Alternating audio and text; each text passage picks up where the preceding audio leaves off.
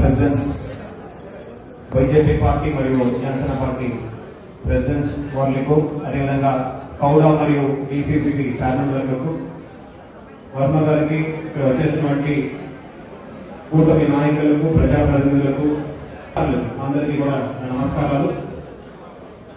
ఈ ప్రభుత్వం వచ్చిన 2 ఏళ్లలో ఎన్నో అభివృద్ధి మరియు సంక్షేమ కార్యక్రమాలను ప్రవేశపెట్టడం జరిగింది. దాన్ని చక్కగా ప్రజలకు చేరవేయడంలో ప్రజాప్రతినిధులతో పాటు అధికారులు కూడా సమన్వయమై ప్రజలకు మేలు జరిగే విధంగా ఈ కార్యక్రమాలన్నీ మనం చేపట్టడం జరిగింది.